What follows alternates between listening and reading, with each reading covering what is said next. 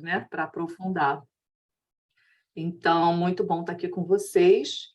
Eu espero, esse tema realmente da comunicação não violenta, ele tem sido bem, que bom, ele tem sido muito, muito demandado ultimamente, tem havido vários cursos, se a gente for olhar no Instagram, tem várias contas interessantes com materiais de comunicação não violenta, é um tema que está aí na ordem do dia.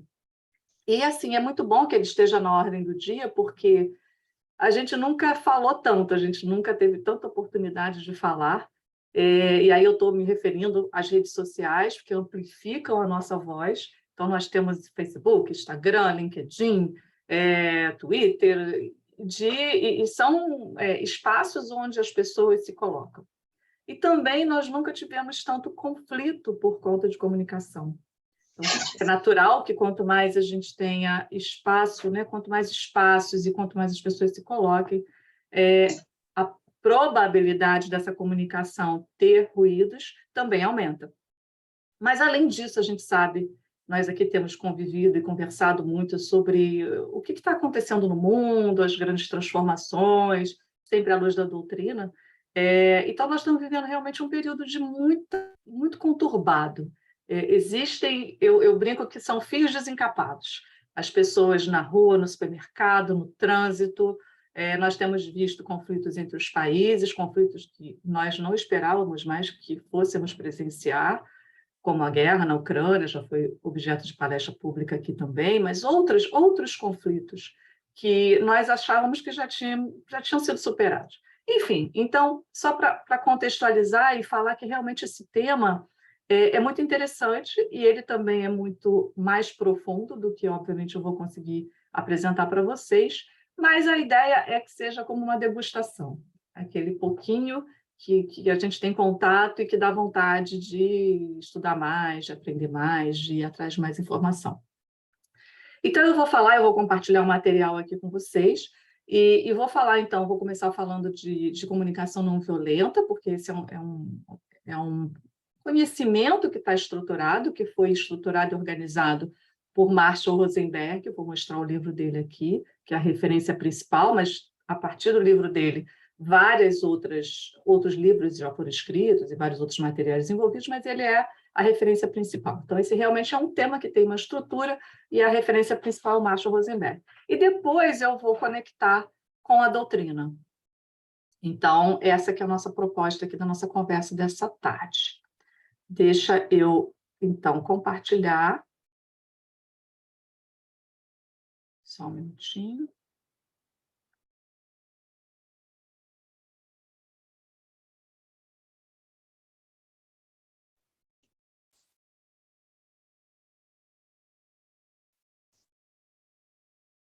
Ok. Aqui diz que vocês estão vendo, tá? Se vocês não tiverem, vocês me avisem, por favor, Cris. Ok. Passou o primeiro slide também, né? Que é outro, outro truque. Tá ótimo. Então, eu já falei aqui do nosso primeiro, né? O nosso ponto de partida, vamos falar da CNV. Mas antes de entrar na proposta do Marshall, tem 3 elementos que eu destaquei aqui que eu acho que são importantes para ir organizando a nossa caminhada aqui, a nossa conversa. Então, primeiro, a gente fala comunicação não violenta. E a não violência, esse conceito da não violência, embora ele, por si só, essa expressão já diga para a gente, não violência, mas existe todo um movimento de não violência que é anterior à própria organização da comunicação não violenta. Então, só vou fazer uma referência aqui justamente para que a gente entenda que é toda uma caminhada mesmo, é todo um desdobramento. O outro elemento, obviamente, é a comunicação, o que é próprio do ato de comunicar, e a doutrina. Então, o primeiro ponto que eu achei interessante trazer na nossa conversa é que, muitas vezes, não violência é entendido como uma certa passividade. E naquele conceito popular do engolir sapo. Então, então não violência, então eu tenho que ficar quieto, deixo o outro, e vou me encolhendo, e vou deixando para lá. E o primeiro ponto é, não violência não é igual a passividade. E eu trouxe algumas pessoas que foram marcos desse movimento de não violência, de movimentos mesmo, de histórias muito consolidadas dentro desse entendimento de não violência. Também não é objeto da nossa conversa, mas para que a gente entenda e até busque mais informações, vale muito a pena. O primeiro, acho que vocês conhecem, Gandhi, que ficou realmente conhecido e por toda a sua trajetória na luta pela libertação da Índia, e mais conhecido ainda justamente por conduzir essa luta, essa busca da libertação da Índia, de ser uma colônia, mas sem o uso da violência. O que não é muito comum, como eu falei no começo, infelizmente, até os nossos dias, a gente tem visto muitas disputas ainda pautadas pela violência. Então, Gandhi, uma grande referência desse movimento de não violência. Trouxe aqui também o Nelson Mandela, e tem aqui até eu tirei essa imagem lá da FEB, e é uma frase dele, olha que bonita essa frase: sonho com o dia em que todos levantar-se-ão e compreenderão que foram feitos para viverem como irmãos. Então, Nelson Mandela também na sua busca de superação do apartheid na África do Sul, que foi um período longo e um período muito difícil, mas que ele também se conduziu e conduziu muitas pessoas que acreditavam nessa causa, defendeu uma causa importante, mas também sem buscar o uso da violência. E aqui Martin Luther King, esse livro é lindíssimo, eu esbarrei com esse livro há pouco tempo, deve ter uns 3 meses, ali na Livraria da Travessa de Botafogo. Eu não sei vocês, mas eu, quando estou meio aborrecida, meio assim, eu gosto de ir para a livraria. Eu acho que a livraria tem uma... Quando eu não posso ir para o centro espírita, né? Mas para a livraria tem uma atmosfera muito boa. E aí eu me deparei com esse livro, em que ele tem sermões, ele era um pastor protestante, mas aqui eu estou trazendo Martin Luther King dentro dessa ideia, dessa causa dos movimentos de não violência. Ele foi uma pessoa de referência na questão dos direitos dos negros nos Estados Unidos, que até não muito tempo atrás, é claro que o não muito tempo depende da referência, mas há menos de 100 anos, há muito menos de 100 anos, nós tínhamos lá nos Estados Unidos muita separação, inclusive de uso de transporte coletivo, de restaurantes, de escolas, de hospitais. Então, ele liderou também esse movimento, e eu trouxe essa frase dele que expressa bastante bem o que ele defendia. Então, ele fala: por meio da resistência não violenta, seremos capazes de nos opor ao sistema injusto, esse sistema que eu mencionei que eles estavam buscando mudar, e, ao mesmo tempo, amar os que mantêm esse sistema. Devemos trabalhar apaixonada e incansavelmente por nossa plena estatura como cidadãos. Então, vejo que há aqui uma postura ativa de buscar direitos, de buscar mudanças. Mas aí ele fala: mas que nunca se diga, meus amigos, que para conquistá-la nós usamos os métodos inferiores de falsidade, malícia, ódio e violência. Então, esse primeiro momento nosso aqui, deixar essas referências de Martin Luther King, de Nelson Mandela e do próprio Gandhi, para que nós pensemos e olhemos essa questão da não violência e da comunicação não violenta dentro desse contexto, dessas referências que, com certeza, moldaram a caminhada e a proposta do Marshall Rosenberg e tudo que vem a seguir. E que tem muito a ver com a nossa doutrina, que é cristã, e com as palavras do Cristo, a gente vai ver mais para frente. Então, começando aqui a construir essa ideia da comunicação não violenta, uma primeira questão: será que muitas vezes nós damos como certo, que entendemos e que definimos claramente, que está muito claro para nós, alguns temas, porque são meio óbvios, nos parecem óbvios, né? Então, o que é violência? Será que a gente realmente tem clareza de tudo o que constitui violência? Uma primeira reflexão. Uma pergunta para você, mas para mim, óbvio, para todos nós, né? Nós já praticamos violência? E quais seriam esses tipos de violência? Nós nos consideramos violentos? Você se considera violento? E aqui, no prefácio do livro do Marshall Rosenberg, o prefácio é do Arun Gandhi, que é neto do Gandhi, e uma frase que eu achei interessante, justamente nessa ideia ali, de será que a gente realmente entende o que é violência? E olha o que ele diz: com frequência, não reconhecemos nossa violência porque somos ignorantes a respeito dela. Presumimos que não somos violentos porque nossa visão da violência é aquela de brigar, matar, espancar e guerrear. O tipo de coisa que os indivíduos comuns não fazem. Então, realmente, muitas das vezes, nós não vimos, não é o ignorante no sentido de que a gente não está percebendo que muitas vezes nós, sim, podemos estar sendo violentos em alguma atitude e até em alguma fala. Por isso, a importância de trazer aqui essa reflexão. Falar pode ser violento? Acho que todos nós já tivemos experiências, na idade que nós temos aqui já, né, nessa idade adulta, de experiências de comunicação em que a fala do outro, ou a nossa própria, foi violenta, nos causou dor, nos causou mágoa, nos feriu. Então, vamos dessa ideia de ser ferido. E o silêncio? Será que o silêncio também pode ser uma forma de violência?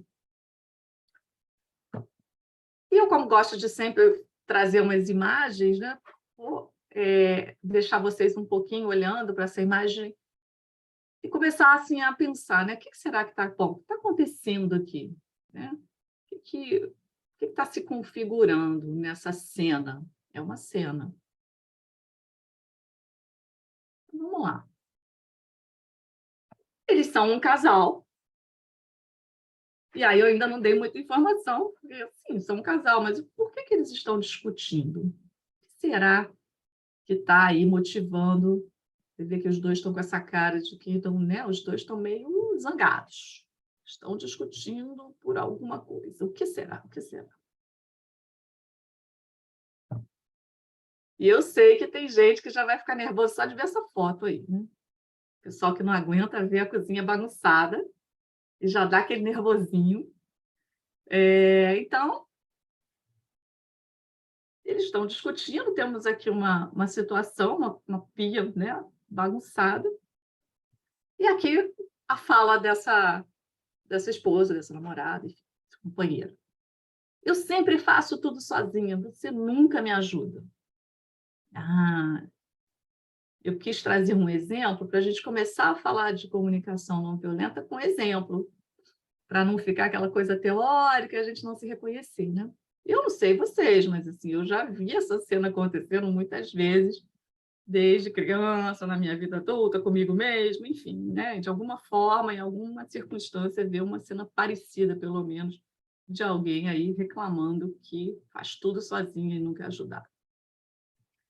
E aí, vamos pensar nesse marido, nesse companheiro, como é que ele se sente quando ele ouve essa fala? E tem essa fala, e tem o gestual dela também, e tem o dedo apontado, mas tem todo ali um contexto, mas ela está dizendo, olha, eu sempre faço tudo sozinho, você nunca me ajuda. Ele pode se sentir criticado, seria, né? Primeiro sentimento mais provável, atacado, até injustiçado, porque será que ele nunca ajudou? Será que é assim mesmo na nossa casa? Uma pessoa que convive com a gente nunca faz nada? Essa fala, será que ela realmente traduz uma realidade? Dependendo do temperamento da pessoa, ela também pode se sentir culpada. Então, estamos aqui fazendo hipóteses a partir de uma situação e de uma comunicação que está se estabelecendo ali no casal.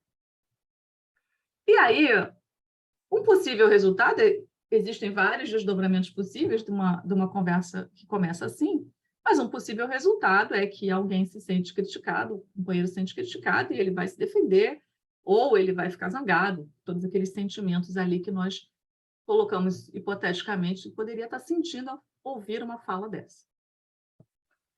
Agora, qual é a situação, né? O que pode estar realmente por trás dessa cena? Porque ali a gente viu uma cena, tirou uma fotografia. Mas o que está por trás da fala dessa esposa, dessa companheira?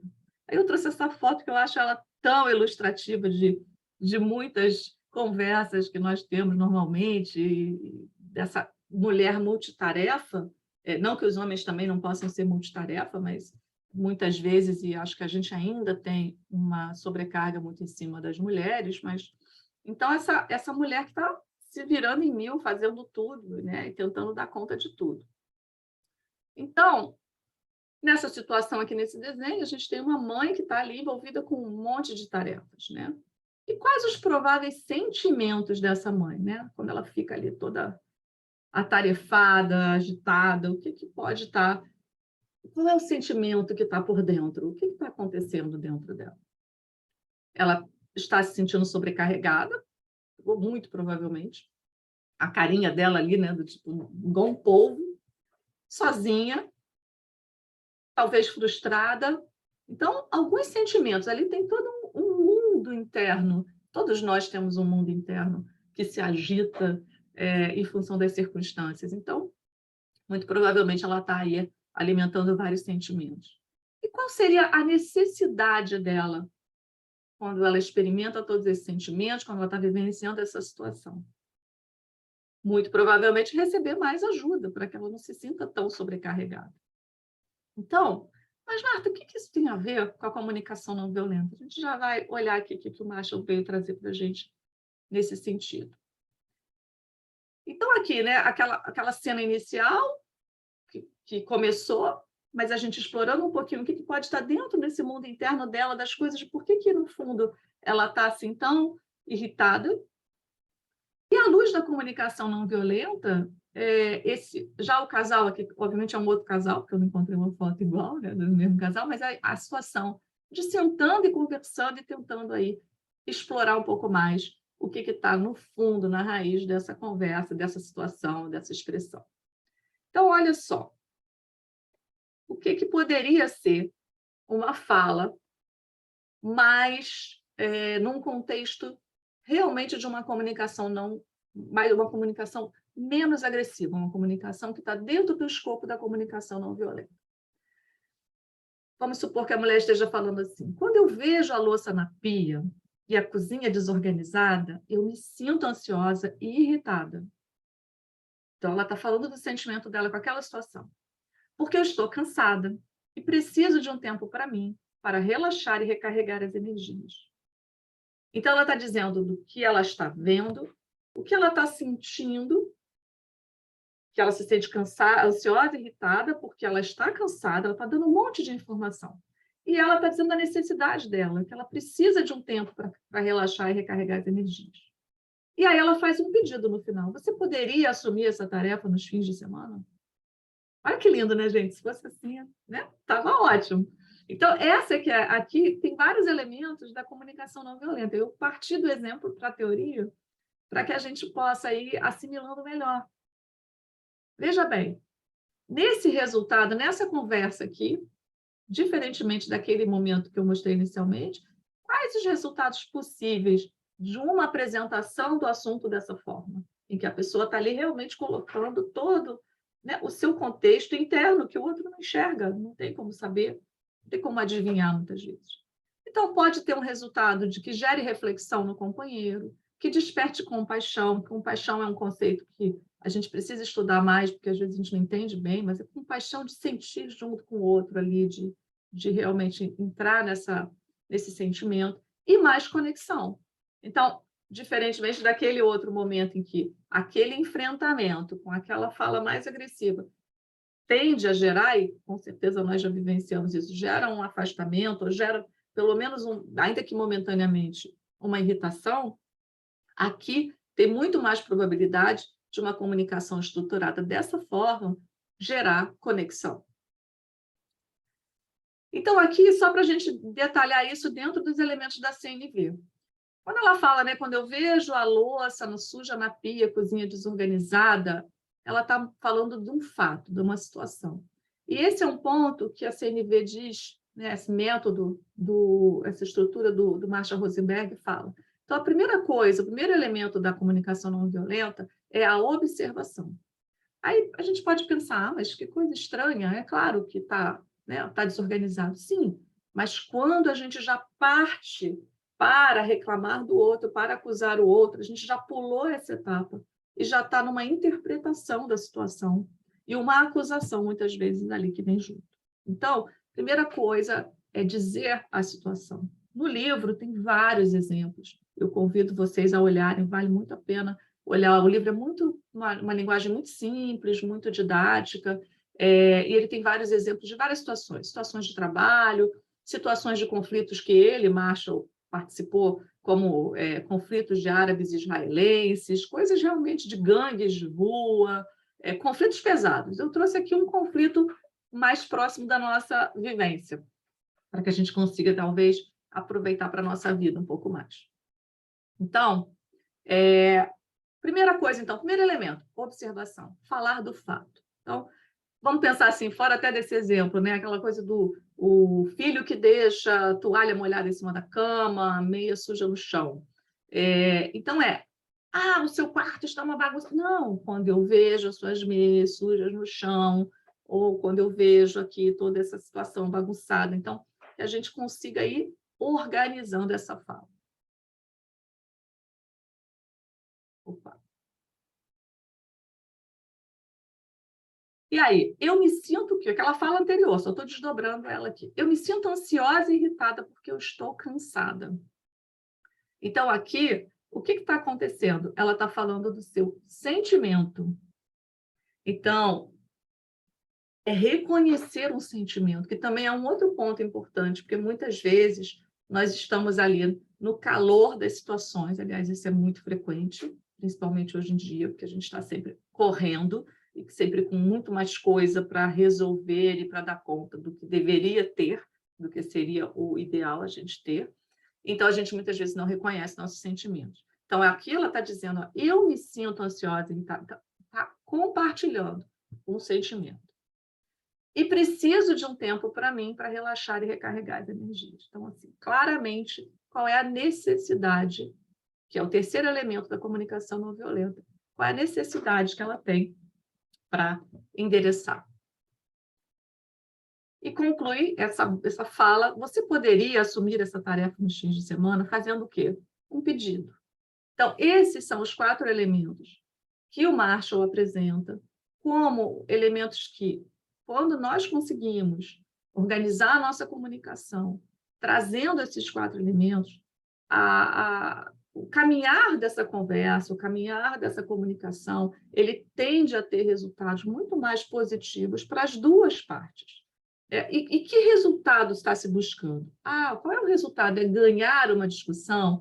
É dizer quem tem razão? Não. O resultado é criar conexão entre as pessoas, que também é algo que talvez nós não estejamos muito conscientes. Muitas vezes nós estamos num processo de comunicação querendo ter razão, querendo ganhar discussão, ou por vários motivos, mas a gente se esquece de que, na raiz de tudo aquilo, tem uma questão de conexão. É um ser humano se conectando com outro ser humano, seja por que motivo for, e aí as situações vão ser as mais variadas. Então, os 4 componentes da comunicação não violenta são observação, ou seja, qual é o fato? Qual é a situação? Vamos olhar aquela confusão daquela conversa, muitas vezes dentro da discussão, por isso da comunicação mais agressiva, está tudo misturado. Tem o fato, tem sentimento, tem coisas antigas que estão vindo junto naquela conversa. Então, é o fato. Qual é a situação naquele momento? Qual é a situação que está sendo objeto ou que ensejou a comunicação? Que sentimentos a pessoa que está trazendo a fala, ela identifica dentro de si? Como é que ela pode expressar isso para o outro, para que o outro entenda o que está acontecendo dentro dela? Porque não tem raio-x de sentimento. E que necessidades ela precisa endereçar? Que necessidades ela precisa satisfazer? Necessidade de organização, necessidade de conexão.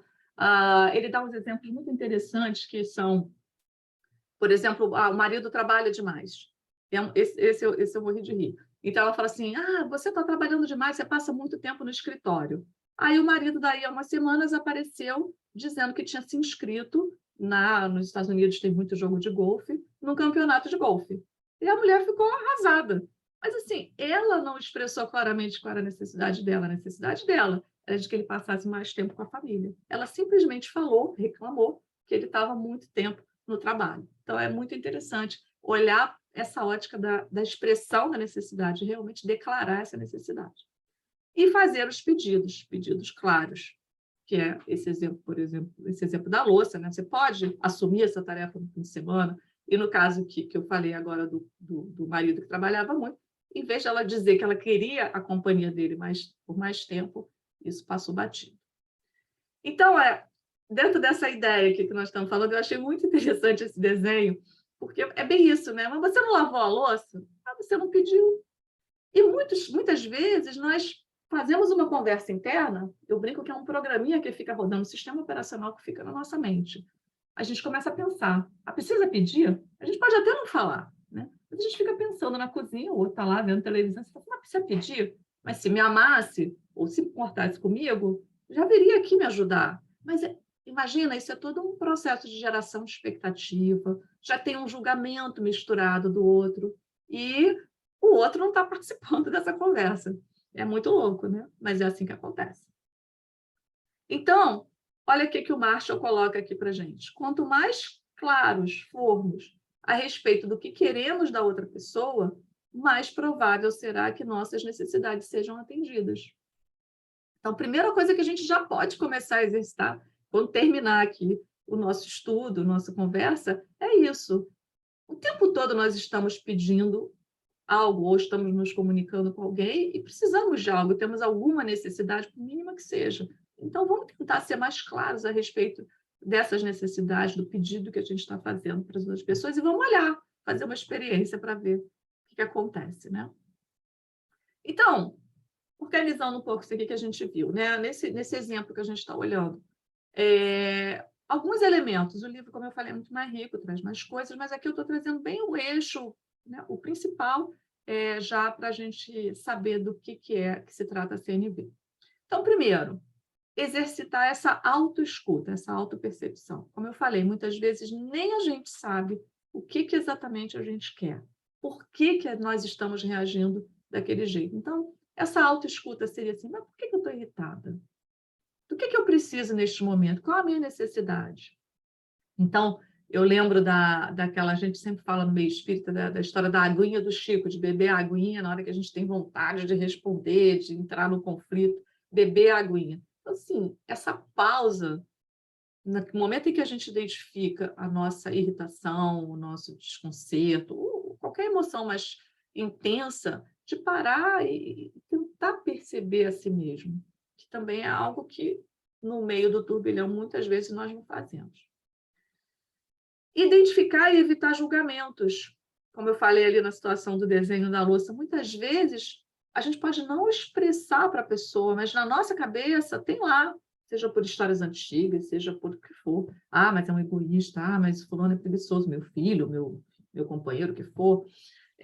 Porque não se importa comigo. Ah, porque não presta atenção. Ah, porque não me ama. E por aí vai. Isso são julgamentos. Nós estamos aqui rodando esse programinha do julgamento na nossa cabeça. Fazer pedidos, que também muitas vezes nós não fazemos. É como se nós achássemos que o outro deveria, assim, mas o fulano deveria perceber que eu preciso disso. Não, muitas vezes não, porque... E nós, dentro da doutrina, que sabemos que nós todos, cada um temos aí um chip, né? uma história muito longa, muito além do que nós vivemos hoje, encarnados, assim, tem todo um contexto que cada ser humano é muito diferente do outro ser humano. Então, não existe isso de um pensar igual ao outro, né? Deveria saber, deveria entender. Tem muita informação aí que não leva a esse entendimento. Bom, e cuidar da linguagem ao fazer pedidos. O Marshall traz um capítulo todo sobre isso, quando ele fala que fazer exigência é diferente de fazer pedidos. E quantas vezes, principalmente em casa, no lar, nós não somos assim mais né, contundentes e exigimos. Parece um pedido, mas no fundo é uma exigência. E aqui tem um site que eu trouxe aqui, que é o da CNV Brasil, www.cnvbrasil.org, um trecho que eles falam lá, e é bem interessante, tem vários materiais nesse site para quem quiser olhar, começar a ter mais contato com a CNV, que ele fala o seguinte: a comunicação não violenta nos mostra não só como nos conectarmos com nossas necessidades, então aquilo que eu trouxe ali da autopercepção, da autoescuta, então nos conectarmos primeiro com o nosso interior, né? Por que eu estou me sentindo dessa forma? Mas também como ouvir o que está por trás daquilo que os outros falam, independentemente da maneira como se expressem. Então, é ir além, a gente brinca assim, né? Ir além da página 1. Página 1 do livro, você vai olhar a página 1, página 2, entendi o que o livro fala. Não, nós somos seres muito complexos e, frequentemente, por conta da forma como a nossa sociedade é organizada, nós temos muitas camadas e nos escondemos a nossa essência, consciente ou inconscientemente, a gente vai se guardando ali, se defendendo. Então, tentar entender o que está por trás do que a pessoa, daquela comunicação, que muitas vezes é agressiva, assim, e pode ser um familiar, que normalmente é o que nos fere mais, o colega de trabalho, qualquer dessas relações é que a gente está exposto no dia a dia. Então, a CNV mostra como a gente se conectar com as nossas necessidades, porque aquela estrutura ali necessariamente pede que a gente olhe primeiro os sentimentos, e depois entender que necessidades não estão sendo satisfeitas e que geraram aqueles sentimentos, então já faz esse caminho, e também de ouvir o que está por trás da fala dos outros, né? Então, o foco da atenção está nas necessidades humanas. Então, é muito lindo isso, e como eu falei no começo, é muito oportuno, porque como nós precisamos nos entender, né? Como humanidade, esse é o momento que a gente já deveria, o Cristo já veio há 2000 anos, e nós estamos aí, muitas vezes, brigando porque simplesmente não nos ouvimos, não nos entendemos. Agora, para ter essa conexão, que ela fala ali, né, com a gente mesmo e com os outros, eu achei interessante a gente colocar aqui, né, como é que eu faço para conseguir ter essa conexão? Como eu falei, a gente vive nesse turbilhão, e corre daqui, corre dali, e resolve isso, resolve aquilo, todo mundo sobrecarregado. Para isso, a gente precisa ter momentos de pausa, momentos de fazer, de ter esse estado de presença, de realmente, o que é o estado de presença? Realmente respirou, tomou a aguinha do Chico, né? E, peraí, deixa eu ver o que está acontecendo aqui comigo, com o outro, o que está... que é esse turbilhão que, de repente, aconteceu? Então, fazer pausas, respirar, refletir e se permitir sentir de verdade, se ouvir. Primeiro, fazer esse movimento com a gente, porque se a gente não está bem com a gente não está bem com o outro. E aí, antecipando um pouquinho a parte da doutrina e do Cristo, mas ele já nos disse, né? Amar ao próximo como a ti mesmo. Às vezes a gente esquece disso, a gente quer resolver só com o outro e esquece da gente. Então, aqui está a capinha do livro do Marshall Rosenberg. Essa tradução aqui, Técnicas para Aprimorar Relacionamentos, ela é uma tradução que não expressa a intenção do livro, mas eu imagino que tenha sido mais por uma questão de atratividade do público, tá? Porque ele não fala de técnicas, é óbvio que ele tem técnicas e ele mostra, isso que eu mostrei aqui é uma estrutura de uma técnica, mas ele fala muito mais do que isso, ele fala justamente desse lugar de conseguir construir uma conexão. E muitos exemplos de conexões que aparentemente eram impossíveis e que conseguiram ser estabelecidas com o auxílio dessa estrutura, desse entendimento, mas mais do que isso, dessa vontade de ver o ser humano que está do outro lado e o que realmente está na essência, que está ali por trás de toda aquela comunicação que muitas vezes é muito violenta. Então, o que ele fala aqui, né? Que a CNV se baseia em habilidades de linguagem e comunicação, ok?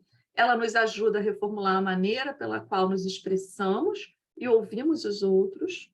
Então, veja que tem aqui não só o nosso lado de nos expressar, mas também a via de mão dupla também. Como que nós ouvimos os outros? E aí ele tem um capítulo lindo sobre ouvir com empatia.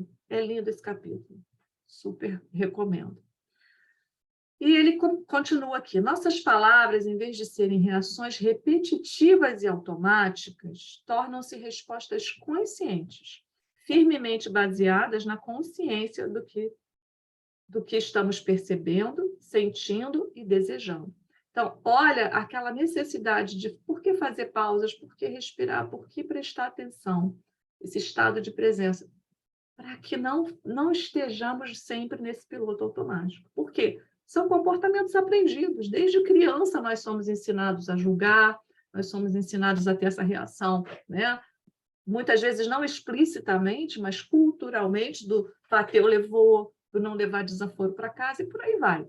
Então, para reformular esse comportamento, esse conjunto de reações, a gente precisa estar consciente.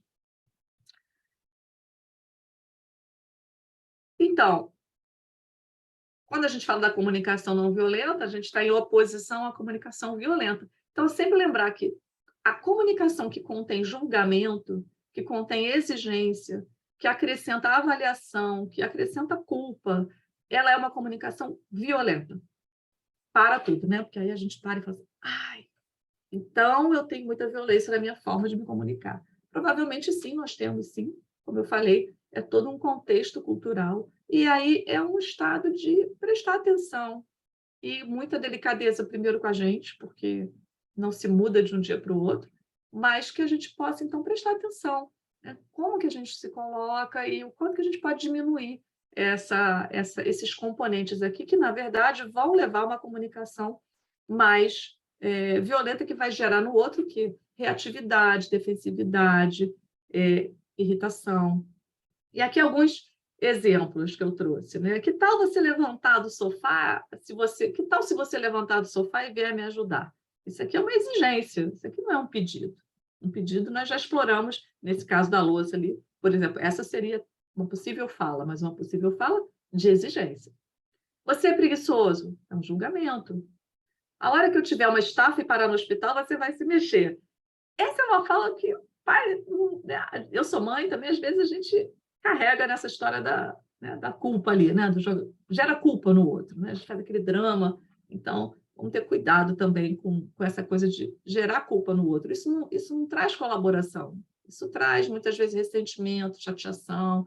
O outro acha que a gente é chato e fecha. Então, a gente não consegue acessar aquela outra pessoa. Zequinha é péssimo no futebol, então o Marshall traz um exemplo desse. Também aqui, avaliação. Então, quando é que a comunicação é violenta? Que ele diz aqui, olha, capítulo 1, logo ele já vai trazendo isso para a gente. Culpa, insulto, depreciação, rotulação, olha, rótulos.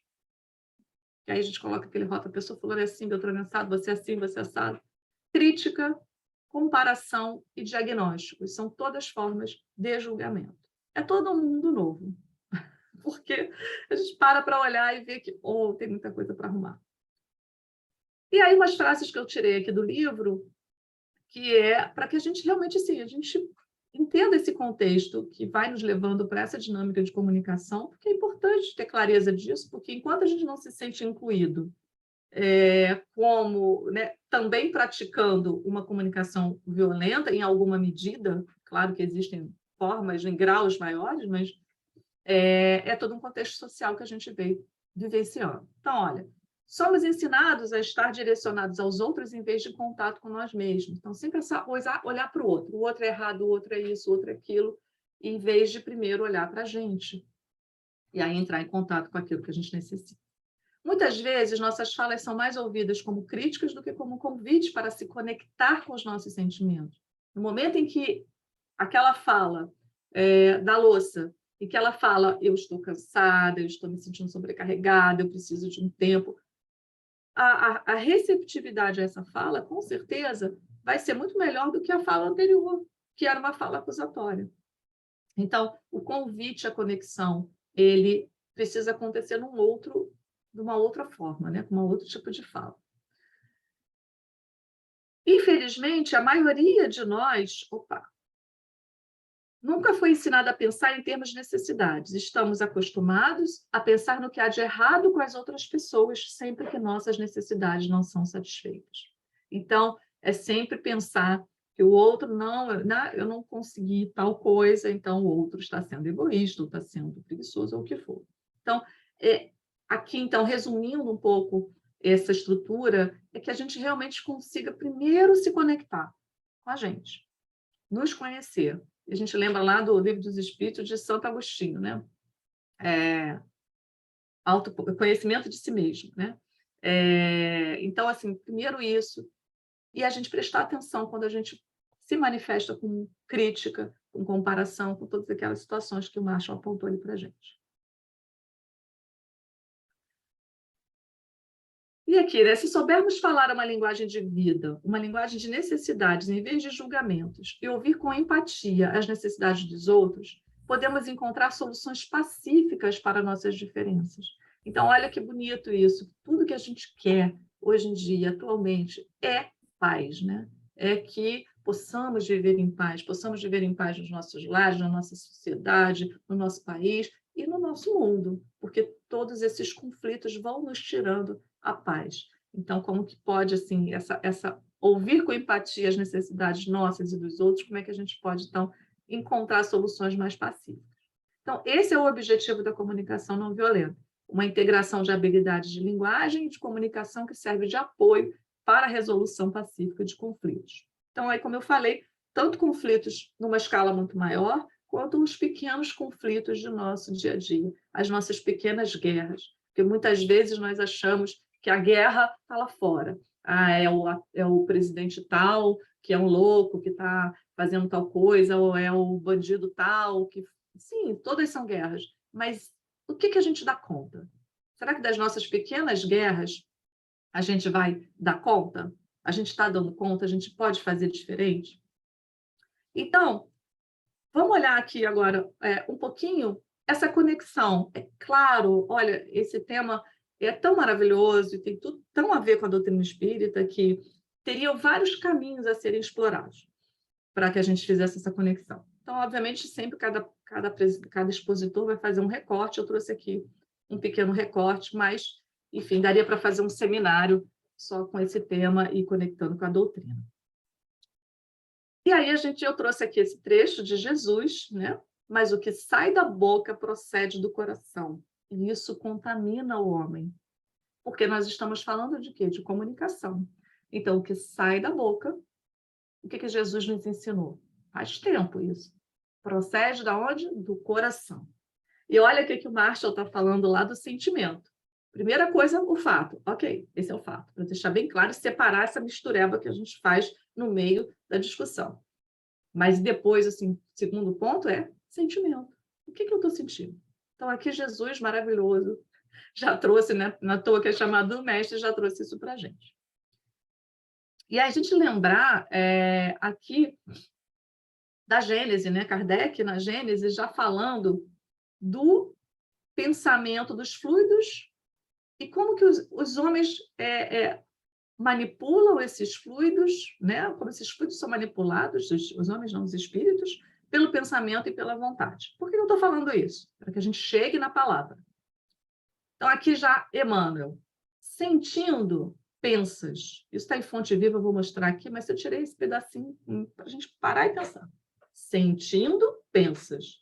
Então, eu tenho no coração um movimento, esse movimento vai se traduzir num pensamento. Pensando, realizas. E olha como ele continua, capítulo 154, Fonte Viva. E tudo aquilo que constitui tuas obras, realizações, através das intenções, das palavras e dos atos. Então, obra, aí vamos para a doutrina espírita, né? Não é só aquilo que a gente fala ou que a gente realiza, já está no plano do sentimento, das intenções.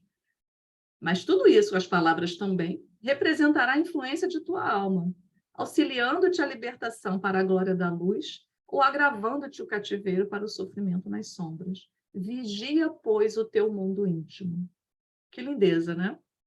Então, aqui a doutrina vai explicando para a gente que nós somos espíritos, que os espíritos, encarnados ou desencarnados, o pensamento e a vontade, mas principalmente o pensamento ali, né, como forma de comunicação, o espírito irradia, mesmo encarnado, esse espírito irradia.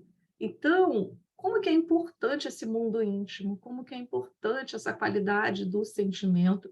E é óbvio, quando a gente exterioriza isso pela palavra, que é aqui, né, a comunicação não violenta, a gente viu nessa primeira parte aqui, como que isso é importante. Com isso, ele fala, auxiliando-te a libertação para a glória da luz ou agravando-te o cativeiro para o sofrimento nas sombras. Então, se nós queremos ser felizes, e acho que toda busca, seja da filosofia, seja da religião, e aqui o espiritismo não fica longe disso, e o próprio Cristo nos falou, o reino de Deus está dentro de vós, o que nós queremos é essa paz, essa felicidade. Então, é realmente a gente se conectar com esse entendimento. E aí, eu trouxe aqui do Vinha de Luz, capítulo 97. Eu trouxe toda a página desse capítulo, porque ele está totalmente conectado com essa nossa conversa aqui de hoje. Então, eu vou lendo bem devagarzinho para que a gente grave. Quem não tiver o livro na internet, ele está o PDF grátis, é só ir lá olhar. Mas a gente já vai olhar aqui. Ele traz esse versículo, mas o que sai da boca procede do coração e isso contamina o homem. O Emmanuel, nesses livros psicografados pelo Chico, nessa série Fonte Viva, Vinha de Luz e os outros, Pão Nosso, ele sempre traz um versículo e vai comentando. Então, olha que bacana. O ensinamento do mestre sobre o véu da letra consubstancia profunda advertência. Indispensável cuidar do coração como fonte emissora do verbo, para que não percamos a harmonia necessária à própria felicidade. O que sai do coração e da mente pela boca é força viva e palpitante, envolvendo a criatura para o bem ou para o mal, conforme a natureza da emissão. Gente, isso aqui é uma aula, né? Porque é a gente entender. Imagina que toda vez que a gente abre a boca, antes já começa, porque aquilo que eu mostrei lá, do pensamento, do sentimento, mas assim, saiu pela boca é força viva. Isso lá, capítulo 14 da Gênesis, explica direitinho. Não dá tempo aqui da gente fazer um estudo trazendo mais detalhes da Gênesis, mas tem lá. Então, é força viva, porque é energia viva, se move, forma pensamento.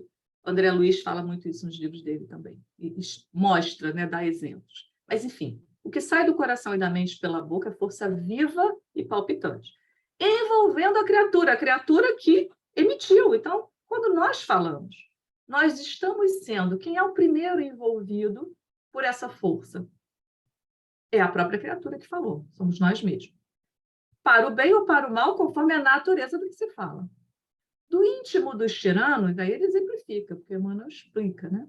Do íntimo dos tiranos, por esse processo, origina-se o movimento inicial da guerra.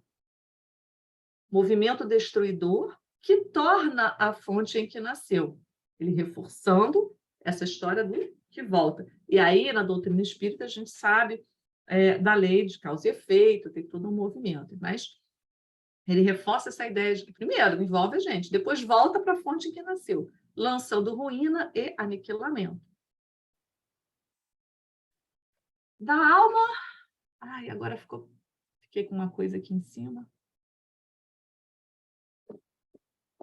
Tem muito em cima. A alma dos caluniadores partem os venenos que atormentam espíritos generosos, mas que voltam a eles mesmos, escurecendo-lhes os horizontes mentais. Obrigada, Cris. Nos próximos eu vou pedir tua ajuda de novo, tá? Porque tem um menu aqui do Zoom que fica bem em cima, eu não consigo mexer nele. Obrigada. Então, é isso, né? De novo, falando que aqueles que atormentam, aqueles que falam, os próprios seus horizontes mentais são escurecidos, reforçando ainda mais essa ideia de que todo aquele que é o emissor, dependendo do que ele emite, ele vai se contaminar ou se purificar com essa emissão. Do coração dos maus, dos perversos e dos inconscientes, surgem, através do poder verbalista, ou seja, da fala, os primórdios das quedas, dos crimes e das injustiças. Todavia, veja que assim, a gente não se identifica com os maus nem com os perversos, mas muitas vezes, será que nós não estamos sendo inconscientes desse poder do verbo?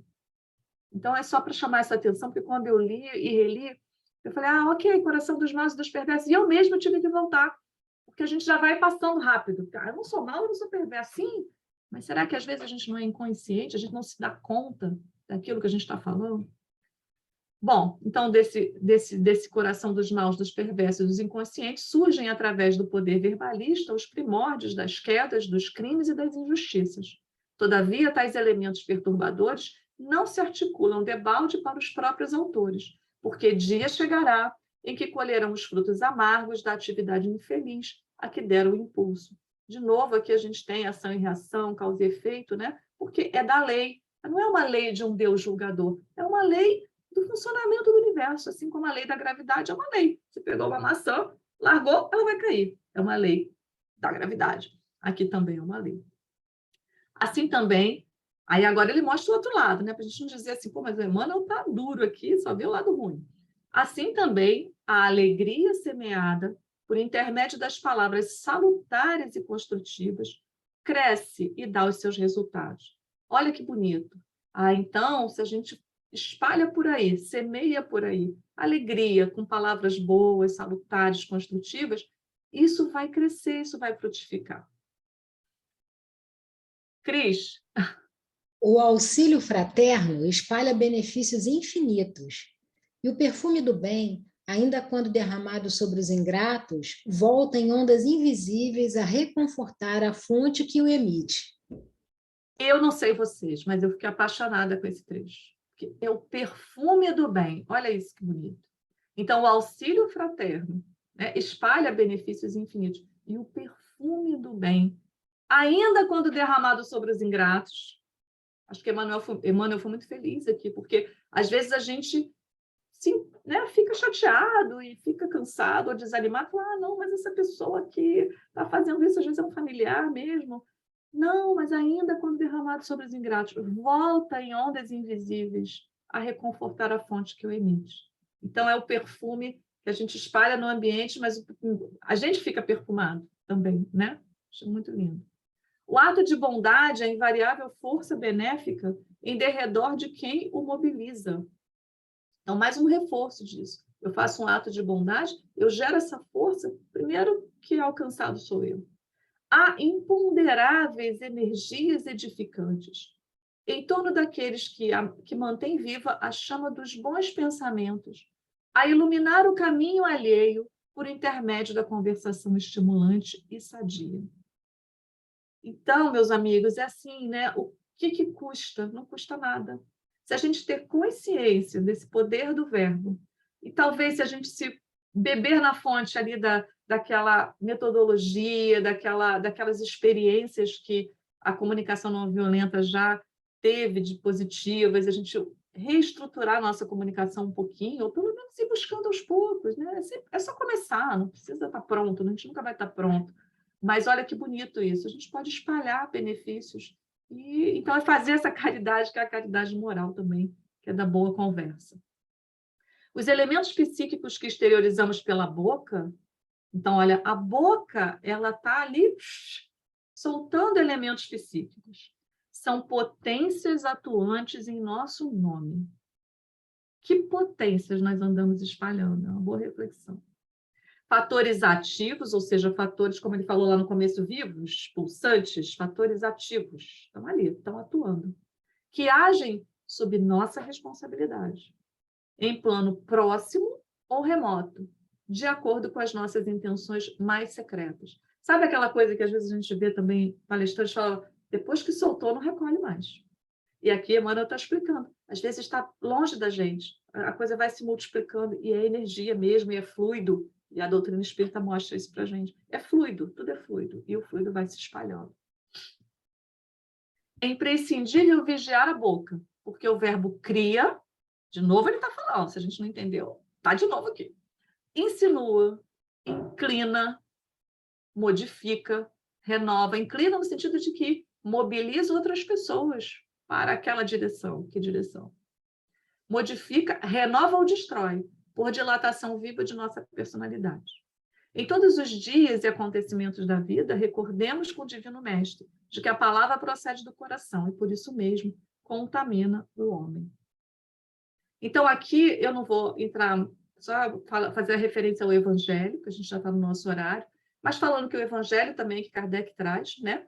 Que Jesus falou no Sermão da Montanha que a gente não dissesse raca ao nosso irmão.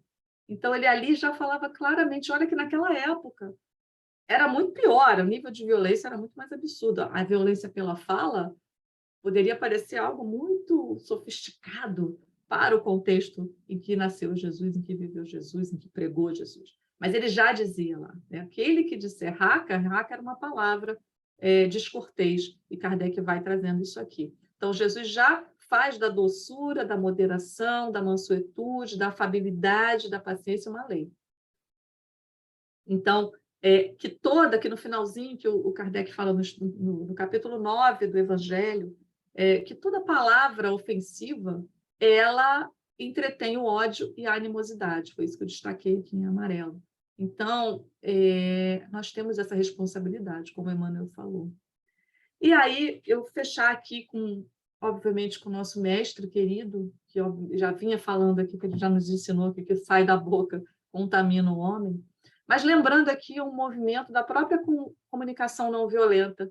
Eu me lembrei muito dessa cena quando eu estava fazendo o estudo, do pedido e de não já antecipar, de já não ter ideias preconcebidas sobre o outro. Nós falamos muito isso ali como uma das bases da comunicação não violenta. E aí Jesus fazia isso. Então, esse é um dos exemplos, mas em vários outros ele faz. Ele perguntava. E quantas vezes a gente já vai tirando conclusão, a gente já vai resolvendo pelo outro, a gente já vai na página 3, né? O outro fez uma cara estranha, a gente já está lá brigando. Então, lembrar de Jesus que ele falava, né? Que queres que eu te faça?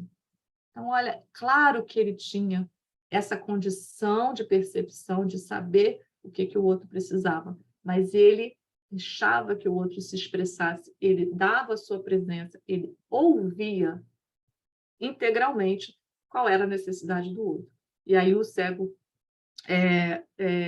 de Jericó falou mestre, que eu torne a ver, que eu veja.